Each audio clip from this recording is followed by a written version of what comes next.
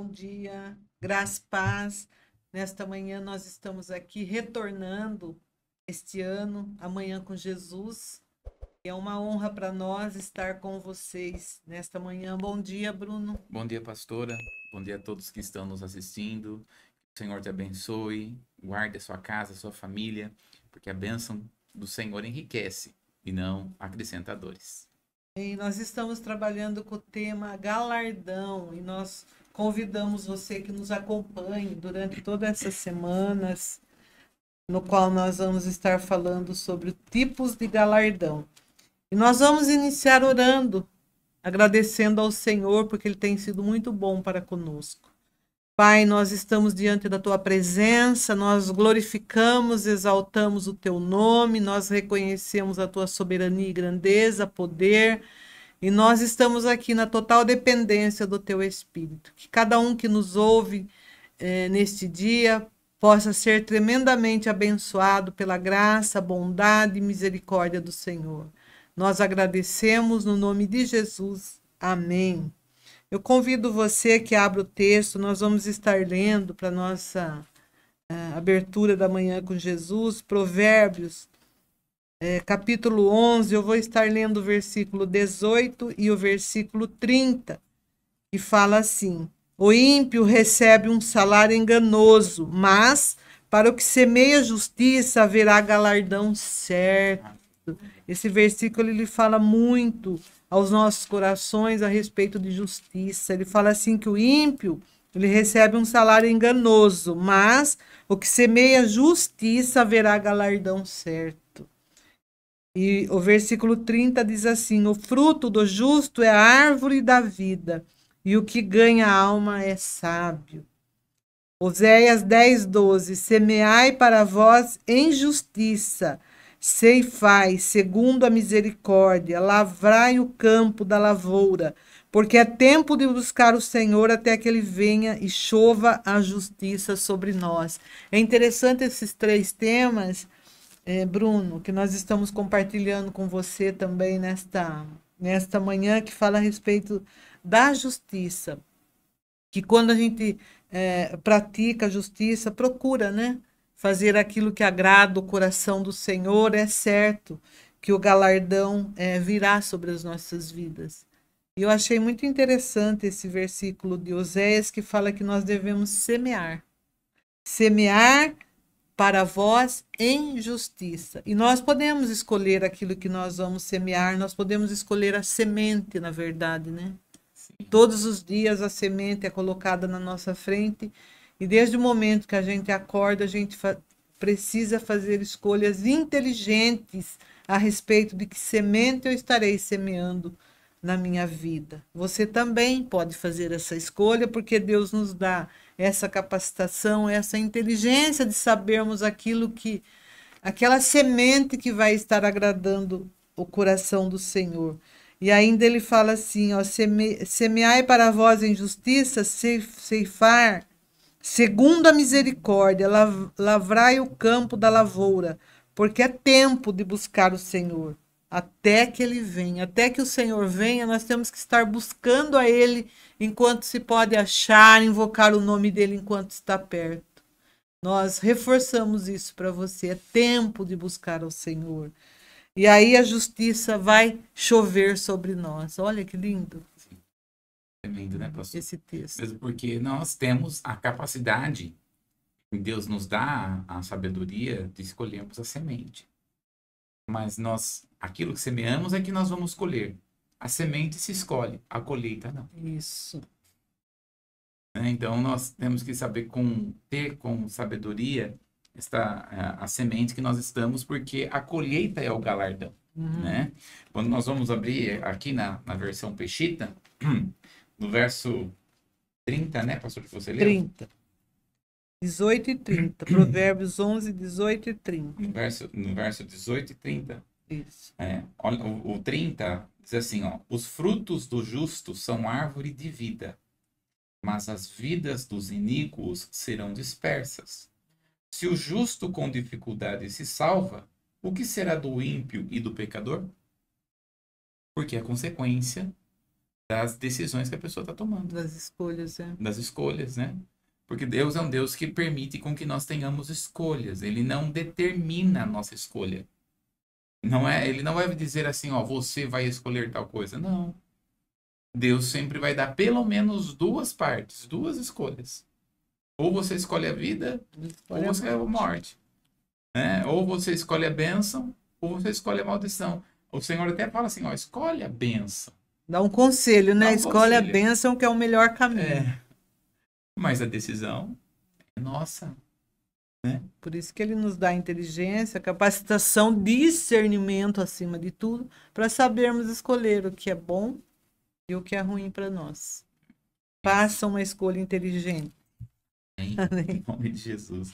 E nós fizemos, né, pastora? Amém. Aceitamos a Jesus como nosso Senhor e Salvador. Reconhecemos que dele, por ele e para ele são todas as coisas. Graças a Deus por isso. E você que está nos assistindo, aproveita e passa aí para várias pessoas aí do seu contato. Eu tenho certeza que vai ser uma grande bênção na vida das pessoas, em nome de Jesus. Amém. Amém? Estamos retornando com essa nova temporada. Eu tenho certeza, fica aqui conosco, que o ano passado, né, nas últimas lives, o ano passado, que está aí no YouTube, que você pode procurar, nós falamos bastante sobre galardão, né? O tema do ano passado foi galardão, né? A recompensa dos salvos. Então, nós falamos bastante sobre salvação, falamos sobre quem é salvo, aquilo que Jesus fez na cruz por nós, e falamos também o conceito de galardão. Então, nesse ano, nós vamos começar a falar sobre tipos de galardão. Uhum. A Bíblia traz para nós pelo menos 7 tipos de galardão, e nós vamos entrar em cada um deles. Temos aqui tempo para poder falar, tempo para poder entrar a respeito do galardão, né, pastora? Isso. Então vamos entrar lá, está aí na tela, pastora, lê para nós. Vamos ler. Está em Apocalipse. Está na tela. Vamos colocar. Vamos ler, né? Eis que venho em breve. A minha recompensa está comigo e eu retribuirei a cada um de acordo com o que fez. Olha lá, ó, o Senhor, ele vai retribuir a cada um de acordo com o que fez, né? Tem até uma música, né, muito conhecida. Ele, por ele, né? Ele virá, né? Muito conhecido. Ele virá e trará a sua recompensa. O que é essa recompensa? É o galardão. Deus é um Deus que traz para nós galardões, né? Não está na tela, mas, pastora, lê para nós Hebreus, no capítulo de número 11, no verso 6, né? Não tem aí na tela, mas você tem aí, né, na sua casa, Hebreus, vamos ler, muito conhecido, Hebreus, capítulo de número 11, no verso 6. 6. Ora, sem fé é impossível agradar-lhe, porque é necessário que aquele que se aproxima de Deus creia que ele existe e que é galardoador do que os buscam. Olha, Deus, ele é galardoador. É difícil falar às vezes essa palavra, né? Galardoador daqueles que o buscam. Então há uma necessidade de nós estarmos buscando a presença do Senhor. Há uma necessidade de nós estarmos buscando a presença de Deus. Mas veja, ele está dizendo, aquele, pois, sem fé é impossível agradar a Deus. Então, quando ele está falando sobre galardão, ele está trazendo aqui a respeito de fé. Agora, o que é esse galardão? É a recompensa daqueles que fazem a obra de fé. Falamos bastante sobre isso. Vamos abrir a palavra do Senhor lá em 1 Coríntios capítulo 3, no verso 12. Também tem na tela, pastora. Não sei se aí dá para você enxergar, né? Mas está aí na tela que nós estaremos com a presença do Senhor, né? Nós devemos estar aí. Lê para nós aí, pastor.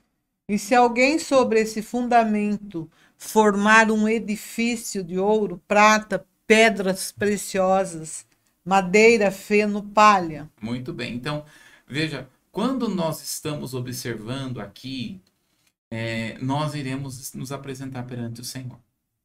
Né? E aí ele vai dizer o seguinte, tem pessoas que vão apresentar para o Senhor as obras de fé. Ele compara obras de fé com ouro, prata e pedras preciosas, né? Ouro, prata e pedras preciosas. Que coisa tremenda quando nós estamos falando sobre esta dimensão. E quando nós estamos falando a respeito disso, está simbolizando as obras que nós vamos fazer. Então, quais são estas obras? O que significa estas obras? Quando nós estamos falando a respeito de madeira, né? Tá aí na tela para vocês. Quando nós estamos falando de madeira, o que significa aqui essa obra, né? Que pode ser de madeira, significa uma obra de humanidade, né? Madeira está simbolizando uma obra do homem, está simbolizando uma obra realizada pelo homem e não pelo Senhor. Tem pessoas que querem fazer a obra de Deus de maneira humana, né, pastora? Uhum. Só que não funciona, né? Não funciona. Não funciona. Não adianta nós pegarmos a forma que se age de maneira carnal e tentar trazer para fazer a obra do Senhor. Nós devemos fazer da melhor forma sempre possível. Uhum. Mas nós não podemos ter uma mentalidade carnal para fazer a obra do Senhor. Por exemplo, igreja não é empresa. Igreja é um sistema organizacional. Mas o propósito de igreja é relacionamento. Quando a igreja se perde, nesse sentido, ela se torna uma empresa eclesiástica. E uma obra de fé não é tornar uma igreja eclesiástica. Uma obra de fé é fazer com que as pessoas que estão envolvidas em igreja tenham um relacionamento de igreja. É fácil ter relacionamento, pastor? Não é fácil, né? Lidamos com pessoas diferentes. Exatamente. Ninguém é igual a ninguém, mas é isso que é lindo em Deus, né? Exatamente. Só que nós precisamos entender isso, que temos que, num grupo de pessoas, lidar com as diferenças. Ninguém é igual a ninguém. Exatamente. Todos nós temos uma identidade É o que nós específica. chamamos, né, de multiforme sabedoria de Deus. Né? Então, Deus é um Deus que ele quer. Então, por isso que assim, é maravilhoso, porque a igreja é chamada de corpo, né? E como a igreja é chamada de corpo, isso significa que nós temos habilidades diferentes. Então, os olhos têm uma função, os pés têm outra função. Então, quando nós estamos falando de igreja, quando nós estamos falando do corpo de Cristo, não existe aquele que é maior ou menor. Existem aqueles que trabalham para a igreja, para fluir, para que a manifestação do Senhor ocorra. Então, nós devemos saber qual é o nosso chamado, no que nós temos como chamado, né, pastor? Uhum. Hoje nós só estamos aqui por causa do Christian, por causa do Will, né? Por causa do Márcio, né? Que está acertando o som, o vídeo. Então, tem uma série de pessoas que estão por detrás das câmeras.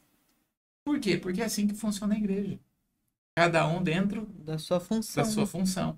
Né? É assim que é. Então, olha, madeira é querer fazer a obra do Senhor de uma maneira humana, de uma maneira carnal, sem direção do Senhor. E o feno? O feno simboliza o alimento fraco. Né? O feno, ele está mostrando que não é um alimento sólido, que não é um alimento onde as pessoas podem realmente se alimentar, porque a palavra do Senhor, ela é pão. É pão. Né? Ela é pão. Agora, que tipo de pão as pessoas estão oferecendo? O que tipo de pão as pessoas estão comendo? Porque quando nós estamos falando realmente, por exemplo, a respeito de igreja, se nós olharmos, por exemplo, né, há 30 anos atrás, né, quando, por exemplo, eu era ainda criança, né, não tinha... Então, aquilo que o pastor falava, aquilo que os pastores ministravam na igreja, para nós era um entendimento correto. Hoje, um determinado pastor prega na igreja e as pessoas vão depois no YouTube, vão procurar os mesmos textos e vão começar a procurar outras coisas e acabam querendo, muitas vezes, competir com aquilo que o pastor da pessoa está falando. Uhum. Então, assim, por exemplo, nós somos da Manhã com Jesus, né? Estamos falando da palavra. Nós buscamos falar a palavra, né, pastor? Da palavra. Porém, entre você receber a palavra que está aqui e obedecer o seu pastor, fica o seu pastor. Porque quem vai ter que prestar conta daquilo que ele deu para você é o seu pastor. Não, pastor? As pessoas querem ser pastor por aí, né? Não sabe o peso que tem, né? Peso, né? De É uma responsabilidade sobre responsabilidade os ombros. muito grande. Porque se o pastor não trazer o alimento certo, pessoas vão para o inferno. Já pensou numa coisa Desviam-se, dessa? pode até desviar-se, né? Exatamente. Existem pessoas que estão doentes, fracas, desanimadas, exatamente por causa disso. Porque ficou olhando muitas vezes para aquilo que não é de acordo com a vontade do Senhor e fica muitas vezes confrontando a autoridade espiritual que a pessoa tem. Então, assim, é, feno é o tipo de alimento que a pessoa está se alimentando. Feno é o tipo de obra que ela está fazendo diante de Deus, oferecendo alimento perante o Senhor. Eu não posso, tenho um compromisso com o Senhor de oferecer alimento correto. Né, pastor? Nós temos esse compromisso, né? De não pegar e fazer de qualquer jeito. Não, nós vamos buscar a presença de Deus. Até nós estávamos conversando com uma equipe aqui de liderança na igreja, certa vez, né, pastor? E nós dissemos o seguinte, né? Pessoas, para os pregadores, tem que ter uma vida de leitura na palavra, uma vida de estudo constante para saber o que vai trazer para as pessoas. Né? Por exemplo, quando eu vou ministrar na igreja, eu leio pelo menos 4 livros sobre o assunto sobre o qual eu estou falando. Ler pelo menos a palavra. Então, por quê? É alimento sólido. Qual que é o alimento sólido? Palavra. Então, o alimento sólido não é uma palavra de autoestima. Nem motivação. Exatamente. Uhum. Uma palavra motivacional, né, pastor? É Bíblia. É a palavra, é o compromisso que nós temos. Aí nós vamos ter aqui a palha. O que é a palha? A palha representa muito volume. A palha representa nada. Só Estufa. estufa. Só cresce, enche. não é um crescimento. Na verdade, a palha ela é apenas é como se fosse uma forma de, não é crescimento, é enchimento, Inchaço. inchaço, isso. Não serve para nada, Nada.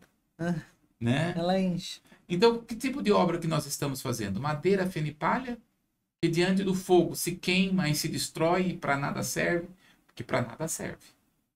E a madeira, o feno e a palha, de acordo com o texto. Agora, quando ele está falando sobre ouro, né? Nós vamos apresentar diante do Senhor o ouro, são as obras de fé. O ouro, ele representa a justiça. O ouro, ele representa a pureza, né? Então, quando nós estamos falando do ouro, né? Ele está falando aqui a respeito de como nós devemos nos portar perante o Senhor. Mas representa aquilo que nós estamos realizando diante da obra de Deus. Então, ouro, ele representa aqui a obra que nós estamos fazendo diante do Senhor, que é uma obra de justiça, de sermos justos, de apresentar obra de pureza diante de Deus, de ser puro diante do Senhor. Ouro é justiça. E a prata? A prata representa a forma como nós estamos fazendo a obra do Senhor, e representa o perdão que nós recebemos do Senhor e representa também o perdão que nós damos para os outros. Né, pastor? Então, quando nós estamos falando do ouro, aliás, da prata, nós estamos falando de sermos pessoas que sabem liberar perdão para quando precisa. O valor, né, do perdão, né? Exatamente.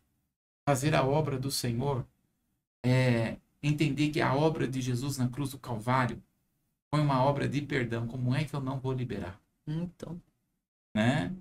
Então, quando Jesus nos ensina a respeito da oração, por exemplo, no finalzinho lá ele vai dizer: Senhor, perdoa as nossas dívidas, assim como nós temos perdoado a quem nos tem ofendido. Então, a fazer a obra do Senhor com um coração puro. Fazer a obra do Senhor com um coração voltado a Deus. E as pedras preciosas? As pedras preciosas estão representando solidez. solidez. Então, quando nós estamos falando sobre pedras preciosas, nós estamos falando sobre sermos sólidos no Senhor. Estamos falando sobre sermos fundamentados na palavra, fundamentados na rocha, que é Jesus. Então, quando nós estamos falando dessas pedras, veja só, que tipo de obra que a pessoa está fazendo? Madeira, feno ou palha? Ouro, prata ou pedras preciosas? Está vendo que ele está olhando as atitudes e comportamentos? Né, pastor? São atitudes e comportamentos que Deus espera de nós. Então está aí na tela. Ouro, prata e pedras preciosas são as obras que eu permito que Deus faça através de mim. Por isso são indestrutíveis. Quando nós estamos falando de feno, madeira e palha, são obras feitas pelo nosso esforço próprio, para a glória da carne e para promover a nossa pessoa. Por isso são destrutivos. Né? Então, olha aí. Ouro, prata e pedras preciosas são obras que eu permito que Deus faça através de mim. Por isso são indestrutíveis. Olha o próximo. Quando nós estamos falando de madeira, feno e palha, são obras feitas pelo meu esforço, para a glória da carne e para promover a nossa pessoa. Por isso são destrutíveis. Então, que tipo de galardão que nós vamos receber? Quem vai receber o galardão do Senhor? Quem fez a obra? Com excelência. Pedra, ouro e prata. Com excelência. Com excelência. Que busca fazer a obra do Senhor com um coração puro, com um coração de justiça, com um coração de pureza, com um coração sólido. Quando nós estamos falando de coração sólido, nós estamos falando de um coração verdadeiro, de um coração que não é falso, que não faz a obra do Senhor com falsidade, que não faz a obra do Senhor porque recebe dinheirinho. Cachê. Então, se é para mim fazer alguma coisa na igreja, tem que receber. Já ouviu isso, pastor? Já. É uma pena, né? Uma pena, né? Por quê? Porque se ela está recebendo alguma coisa aqui, ela não vai receber lá. O Senhor Jesus está dizendo isso, Jesus disse claramente, aquele que ora, para todo mundo ver, já recebeu o seu galardão. Já recebeu, porque não vai receber do Senhor. Agora, aquele que ora secretamente, aquele que ora buscando ao Senhor com um coração justo e correto, este vai receber o galardão da parte de Deus. Primeiro que ora para todo mundo ver, recebe o galardão da parte dos homens. Deus não vai dar. Já recebeu na terra. Recebeu aqui na terra. Agora, aquele que vai fazer para a obra do Senhor, vai receber da parte de Deus. Só está acumulando tesouro no céu, né? Exatamente. Por isso que a palavra fala que nós não podemos ajuntar tesouro aqui na terra, porque a traça corrói, né? Exatamente. E nós temos que ajuntar o nosso tesouro no céu. Por isso que bem-aventurado aqueles que são voluntários na casa do Senhor. Bem-aventurado aqueles que fazem a obra do Senhor com o coração doador, que tem um coração voltado para fazer com a verdade, porque ele sabe que o Senhor é quem vai fazer com que todas as coisas ocorram para o bem. Né, pastora? É assim. Não, os nossos olhos para o Senhor, os nossos olhos é voltado para Deus, não precisamos ter ou receber alguma coisa aqui na terra. Né? Se vier, é porque o Senhor está enviando. Se não vier, é porque o Senhor vai enviar de outro jeito e de outra forma. Então, o galardão é exatamente isso, é mostrar o coração voltado, é expressar um coração verdadeiro ao Senhor.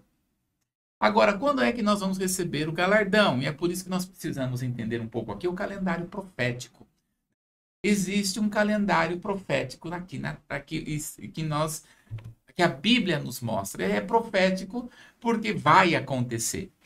Dentro desse calendário profético tem aí uma linha do tempo, tá vendo? Ó? Você aí está vendo aí na sua tela, né? Essa linha do tempo.